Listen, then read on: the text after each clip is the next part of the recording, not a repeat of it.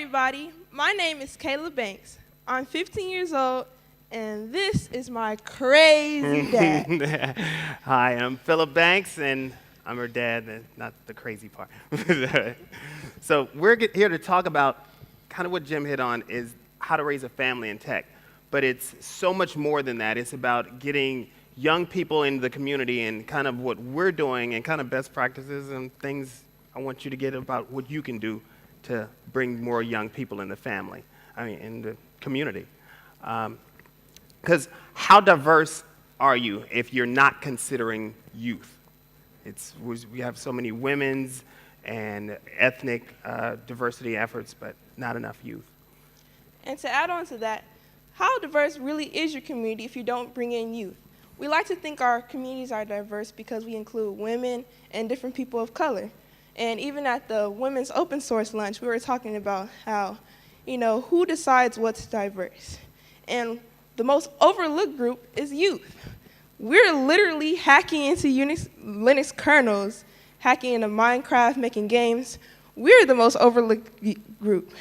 And like a whole bunch of programs, like for one example, I use a popular program. I'm pretty sure most of you guys have heard of it. It's called Slack. And I use this to collaborate among teams around the world. And when we were approaching Slack about what we're doing, we found out that we legally aren't even able to use Slack because we're underage. And there's a lot of platforms like this that put age restrictions. And we literally are stopping in the tech community from progressing because of these age restrictions.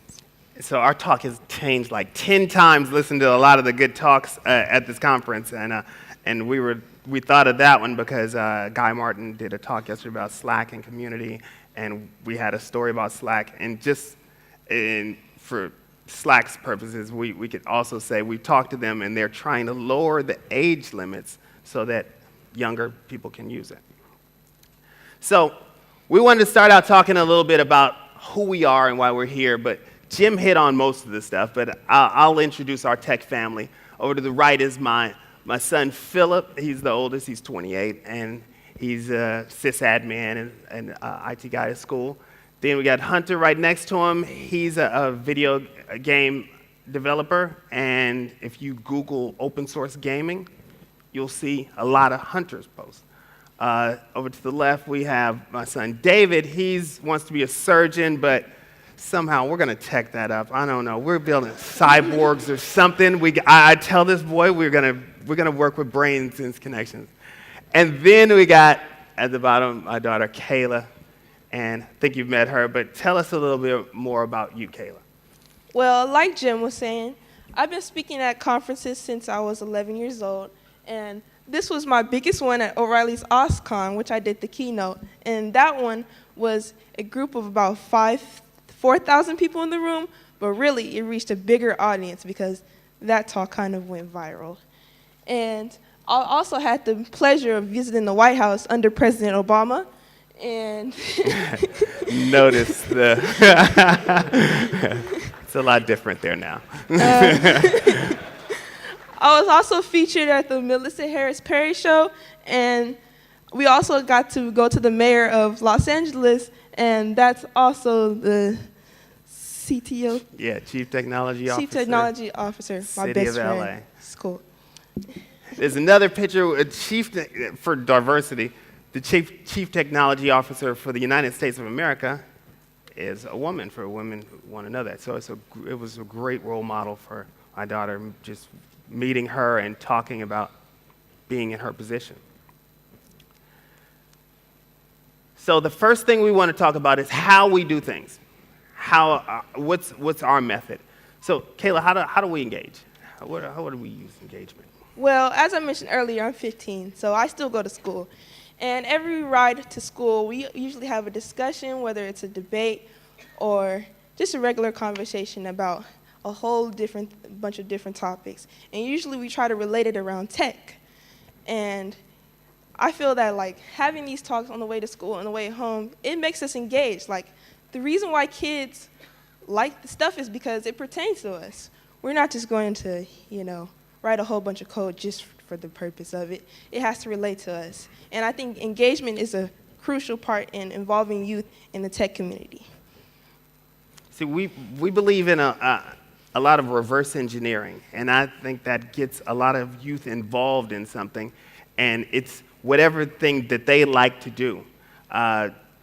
So at Southern California Linux Expo, where I'm one of the chairs there, and my kids have been involved since the beginning, 16 years ago, we've started to implement more youth programs, and we're starting to get more high schools to come, and you'll find that you ask them to reverse engineer stuff and just think, how does that work? How do we get that there? How do we get that there? And then it gets them started on a path that will get them to every community. Like we have even some kids that are kernel developers, and I mean, one who just like idolizes Linus Torvalds, and so he was like, you gotta talk to him when you get there. So you get that engagement, and then you get them started, and then sky's the limit. Next is goals. What do we do with goals? Well, goals are a huge part of our year. And when I say goals, I'm not just talking about New Year's resolutions that everyone sets and forgets about during the year. The goals that we set, we try to tend to set 10 goals, 8 goals that we make for ourselves, and 2 goals that our dad sets. And most of the time, they're tech goals. Each year, I try to learn a new language. But although they're not always tech, they're also like personal, physical, and emotional goals. And these goals make me strive to be a better person. Like last year, my goal was to learn JavaScript more and teach more kids, and I was able to do that. Yeah, a lot of times we'll feel like, oh, man, we're slacking, but when you start looking at those goals, and we do like every 3 or 4 months, we do a review of your pace on your goals. And I tell the kids, me and my wife set 2 of their goals. They can set 8 goals for the year, but we'll set 2 because, you kind of want to guide their course. So if you're mentoring or you're working with youth or nieces, nephews, then having them have some investment in their own goals is the key thing, because, then they think, stop bossing me around. I'm kind of doing this myself. So the thing with getting youth into our communities is the barriers. Youth feel fear in doing something with adults. And, and a lot of people always ask Keila, like, you're not terrified being in front of a lot of people that are adults, are the kids' audiences, easy? And she's always done adult audiences. Tell us about embracing the fear, KB. Well, one particular story is when I was 12 years old. My first big audience was at PyCon in Montreal, and it was a lightning talk. And what my dad told me was, you can get up on the stage, you can completely fall, just trip over this whole stage. And one thing to remember to do is just laugh at yourself. And I guess that advice worked out, because I'm here speaking in front of all of you guys today. So if we trip or anything on this stage, we are going to laugh at ourselves. If we flub any lines, believe it's going to happen. So that one, we pretty much said, like the fear of doing stuff. A lot of the young developers, they are afraid of even submitting code or entering in a lot of these things, because like one of the kids that was a kernel developer, he said, his code getting rejected was like the biggest thing to him. And yet I was like, go back, go there again, keep doing that. And once they get over that, then they can do everything. And so that's why I tell them, every project isn't your first one, your best one. Some things go wrong. And interviewing a lot of programmers before they, spoke at our conferences, the conferences we've been at, one of the main things I asked them, is like, how'd you get started in it? And a lot of them said, I wanted to make a video game. Somewhere along the line that didn't work. And I remembered that was my first thing. When I was 10, I wanted to make a video game. So I learned that didn't work, but it led me into so many other places. Comparing yourself to no one. Keila, tell me about that. And another thing that ties into this is imposter syndrome. I'm a victim of imposter syndrome, and I know a lot of people in the tech community are victims of it too. On the way here, it was an 11-hour flight, And I'm sitting here thinking in my mind, like, why am I being able to fly all the way to Prague? Like, I'm not as smart as most of the people in this room. And literally, when I was sitting in Don Foster's talk yesterday, like 5 people raised their hand and said that they contributed to the Linux kernel. Like, we're literally contributing to the Linux kernel. And I'm pretty sure a lot of people are capable or have already done stuff like this. So I have to constantly remind myself to compare myself to no one and instead motivate myself or inspired by other people, like Ruben, for example, who had a great talk on Monday. Yeah, that was a great talk. If you missed Ruben's talk, seeing a young kid, 11 years old, if I'm correct, still 11, right? Yeah, and him getting up on stage and saying all the stuff that he's doing. If he's not in your community, if you're looking at him like, that was nothing, then your community is not as diverse as you need it to be. The biggest thing about this one for me, and I don't know if you have some more on this one too, Keila, is that adults, the one thing we work with a lot of students now. We've started programs around LA and hopefully around the world soon, where we're dealing with a lot of young people that are averse to tech from the start. And to get them from ground zero to where where they want to be is a hard thing, because I know with my own kids, I had to, stop monitoring them and micromanaging them and thinking they have to take the same path as me. Everybody takes a whole different path to where they want to be. So if you do it your way, they're different than you. And so that's our big thing with schools. Did we learn anything like that with some of the students at some of the schools so far? Did you get? Yes, and like my dad mentioned, we've been working with schools, and most of the time we realize that a lot of these kids tend to just need a bit of motivation, and from on there, you have your own self-motivation, and I think that's crucial. And even going to conferences like this, I tend to get triggered and have a whole bunch of self-motivation. Even going to some of the booths like Red Hat and all the other ones, I go home and with all these papers, and I'm like, what am I going to learn next? Like, what am I going to program? Yeah, so, and a lot of the people at the booths, the clouds booths, our new thing is Kubernetes, so we're just like, what is that? And so we probably stopped by a ton of your booths and grabbed your ear a gang of times about that, because I want high school kids to start learning that kind of thing. So, from there, we start taking it to the next level. So where do we want to go from there, Keila? They're probably asking themselves, okay, you told us a lot about what you're doing, a lot of things that, we could do. What's next? What are we doing? Well, we're not mostly focusing ourselves now. Now we're starting to focus on other kids, getting other kids involved. And so as you can see right now, we're teaching at schools, and we're starting our own company called Banks Family Tech, which is going to be on Facebook soon. And during the summer of LA, we taught at Parent Middle School and Tom Bradley Middle School. And as you can see, these are some of our kids. And teaching basically is the next generation. Like we said, youth, they're the overlooked group. And so directly reaching out to this group and teaching them, you've got to be the new generation of the tech community. And this is part of our teaching at schools. Yeah, you notice some of these are even young. This is a class of 5th graders. And I don't like to put down any languages in particular because everything serves its purpose, but we do programs where they're actually learning real code, because that is a lot of STEM programs, science, technology, engineering, and math programs in the United States are focused on just saying we're teaching some coding, and we're not big fans of that. Like one of the things I really loved about Ruben's talk is he was doing some Python right in his, and young kids can learn this now. A lot of times we use things like Scratch as a language that it's like scratching a chalkboard for me to hear, because they're not really learning life applicable languages.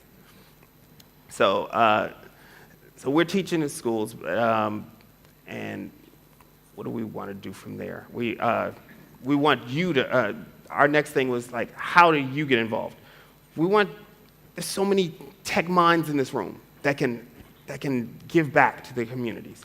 If everyone in here multiplied that knowledge at one school, just going to one group of kids and getting one kid involved, imagine how many kids around this world would be.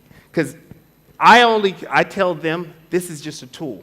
You can do whatever you want in life.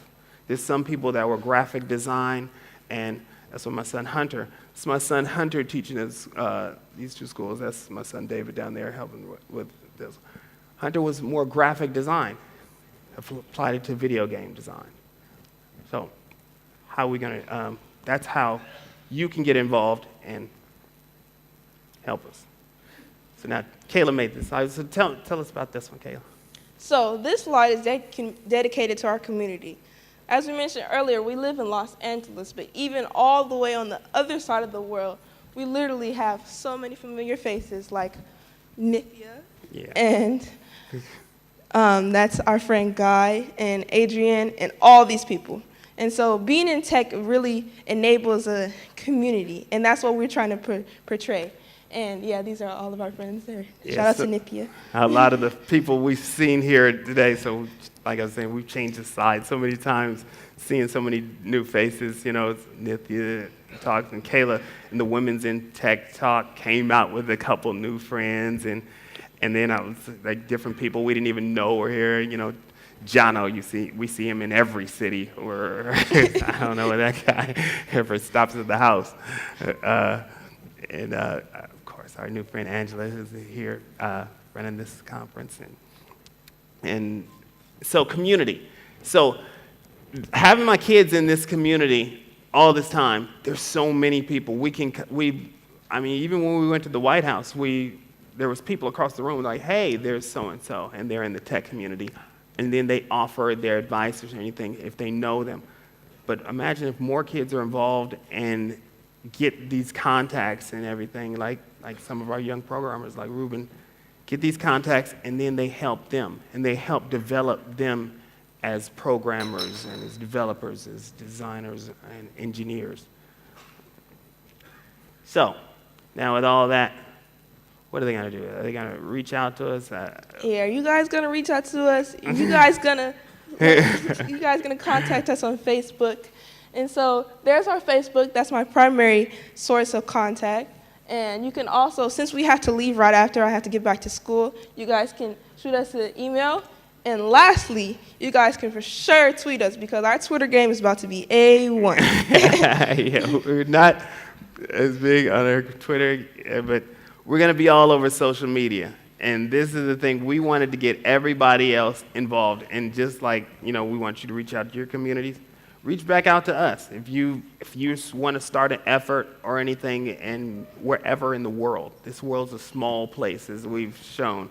It's a small place. And, we're here and there. We talk to people all over the world all the time. And get some of your input, some of the things that work for you. And if you need our help, the same thing. So, on behalf of myself and Keila, and the Banks family, representing the rest of the Banks family from all the way from Los Angeles, California, we'd like to say thanks. Thanks for coming out.